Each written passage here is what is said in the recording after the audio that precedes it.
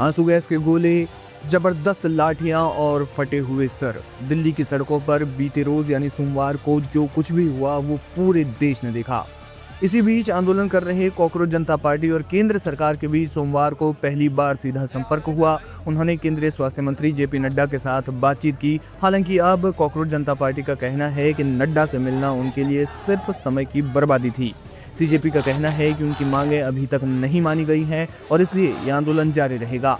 इससे पहले सोमवार को सीजेपी के नेतृत्व में बड़ी संख्या में प्रदर्शनकारियों को पुलिस ने संसद की ओर मार्च करने से रोक दिया। इस दौरान भारी झड़प हुई और पुलिस ने खूब लाठियां भांजी। सीजेपी प्रवक्ता आशुतोष रांका ने सोमवार देर रात हिंदुस्तान टाइम्स को बताया कि भारत के स्वास्थ्य और परिवार कल्याण मंत्री के साथ बैठक बेकार रही। रांका ने कहा, उनकी तरफ से कोई जवाब नहीं आया। अगली बार हम उनसे तब तक बात नहीं करेंगे जब तक वे विरोध स्थल पर नहीं आते। अगर वे समय की कद्र नहीं करते तो हम भी उनके समय की कद्र नहीं करेंगे। सीजेपी के संस्थापक अभिजीत दीपके ने राम मनोहर लोहिया अस्पताल में घायल प्रदर्शनकारियों से मिलने के बाद बताया कि सोमवार को हुए लाठीचार्ज में एक लड़की गंभीर रूप से घायल हो गई। उन्होंने एक्स पर लिखा, बर्बर लाठीचार्ज में घायल होने के बाद आरएमएल में एक लड़की की हालत बेहद गंभीर है। सरकार ने युवाओं के खिलाफ इतनी बर्बरता आखिर क्यों दिखाई? मंगलवार तड़के जंतर मंतर और उसके आसपास कई लोग मौजूद हैं। ज्यादातर प्रदर्शनकारी मंच के सामने ही डटे रहे। केरल हाउस के पास शुरुआती धरने के बाद वे जंतर मंतर के मंच पर दोबारा पहुंचे। मंच के आसपास का इलाका अंधेरे में डूबा रहा क्योंकि प्रदर्शनकारियों का आरोप था कि अधिकारियों ने प्रदर्शन स्थल की लाइटों की बिजली सप्लाई काट दी थी। मंच से करीब 150 से 200 फीट दूर जल रही 2-3 स्ट्रीट लाइट की रोशनी ही एकमात्र जरिया थी। कॉकरोच जनता पार्टी का कहना है कि उसके संसद चलो मार्च के दौरान दिल्ली पुलिस ने प्रदर्शनकारियों के खिलाफ अत्यधिक बल प्रयोग किया, जिसमें कई छात्र घायल हो गए और सामाजिक कार्यकर्ता सोनम वांगचुक की पत्नी गीतांजलि जे अंगमो के साथ भी धक्का मुक्की की गई। उनकी बाल खींचने का दावा किया गया। जंतर मंतर पर मंच हटाए जाने के बाद कॉकरोच जनता पार्टी ने केरल हाउस के निकट धरना जारी रखा। लाठियां तो सिर्फ पुलिस द्वारा चलाई गई है। हमारे बच्चों को मारा गया है, उनके सर फोड़े गए हैं, सड़कों पर घसीटा गया है उनको। मतलब गीतांजलि मैम जो सोनम सर की वाइफ है, उनके बाल खींच के उनको ट्रक से बाहर निकालने की कोशिश की है। जो ट्रक जो साउंड सिस्टम पूरे इतनी बड़े संख्या में लोग आए थे उनको मैनेज करता है, उस ट्रक का शीशा फोड़ा गया है। हमारे वॉलंटियर की पसलियां टूटी हैं। इतनी बर्बरता हमने आज तक कभी एक्सपेक्ट नहीं की है, ना देखी है। कल दिल्ली पुलिस ने सारी हदें पार की हैं। क्लियरली उन लोगों को इंस्ट्रक्शन दिए गए थे लोगों को मारने के लिए, बच्चों को मारने के लिए। बट आंदोलन इससे अब और बड़ा होगा। कल जितने लोग दिल्ली पहुंचे अब उससे कई गुना ज्यादा लोग दिल्ली पहुंचेंगे। हम लोग यहाँ से नहीं हिलेंगे जब तक धर्मेंद्र प्रधान इस्तीफा नहीं दे देते। आप लोग सरकार से भी मिले थे, जेपी नड्डा से बातचीत हुई, क्या कुछ उधर से रिस्पॉन्स आया? कोई रिस्पॉन्स नहीं आया। हमारे 5 घंटे खराब किए गए। अब सरकार को अगर हमसे बात करनी है तो सरकार यहाँ पर आएगी तभी बात होगी। उन्होंने ये भी कहा कि जब संसद चलो मार्च शुरू हुआ तो इसके बाद पुलिस ने प्रदर्शनकारियों को तितर बितर किया और प्रदर्शन स्थल यानी जंतर मंतर को खाली करा दिया। शाम तक कॉकरोच जनता पार्टी के संस्थापक अभिजीत दीपके, पार्टी के प्रवक्ता आशुतोष रांका, सौरभ दास और गीतांजलि अंगमो केरल हाउस के निकट धरने पर बैठे रहे। उन्होंने कहा कि पुलिस कार्रवाई के बावजूद आंदोलन जारी रहेगा। दीपके ने कहा, पुलिस ने बेहद क्रूरता दिखाई। यहाँ प्रदर्शन कर रहे छात्रों के सिर फट गए। यहाँ तक कि एक 15 वर्षीय लड़की को भी एक पुरुष पुलिसकर्मी ने बेरहमी से पीटा। एक पुरुष पुलिसकर्मी ने सोनम वांगचुक की पत्नी गीतांजलि अंगमो के बाल पकड़ने की भी कोशिश की।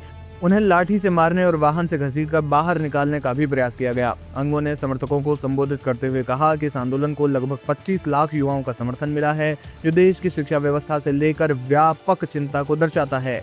अंगमो ने कहा कि दर्शाता है कि हमारी शिक्षा व्यवस्था, शिक्षा नीतियों और इस क्षेत्र के समग्र प्रशासन में गंभीर खामियां हैं जिनका असर हर युवा पर पड़ रहा है। सरकार को उनकी चिंताओं पर जल्दी ध्यान देना चाहिए। सुशासन का अर्थ युवाओं की आवाज सुनना और इस मुद्दे का बिना देरी समाधान करना है। अब देखना यह होगा कि युवा आगे क्या कदम उठाते हैं।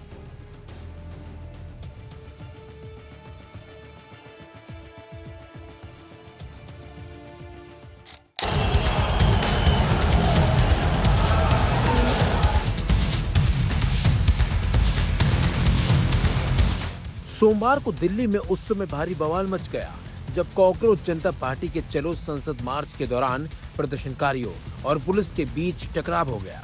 संसद की ओर बढ़ रहे प्रदर्शनकारियों को रोकने के लिए पुलिस ने कई जगहों पर लाठीचार्ज और आंसू गैस के गोलों का इस्तेमाल किया। राजधानी के कई हिस्सों में अफरा तफरी का माहौल देखने को मिला। हालांकि दिन भर चले तनाव के बाद अब एक बार फिर जंतर मंतर पर प्रदर्शनकारियों की भीड़ जुटनी शुरू हो गई है, जिससे प्रशासन की चिंता और ज्यादा बढ़ गई है। ताजा जानकारी के मुताबिक जंतर मंतर के बाहर करीब 200 से 250 लोग इकट्ठा हो चुके हैं और प्रदर्शनकारी दोबारा नारेबाजी कर रहे हैं। हालांकि मौके पर रैपिड एक्शन फोर्स और दिल्ली पुलिस के जवान तैनात तो हैं, जो लोगों को प्रदर्शन स्थल पर पहुंचने से रोकने की तमाम कोशिशें कर रहे हैं। बावजूद इसके भीड़ धीरे धीरे बढ़ती दिखाई दे रही है। इसी बीच सामाजिक कार्यकर्ता सोनम वांगचुक ने अपने अनशन को जारी रखने का ऐलान कर दिया।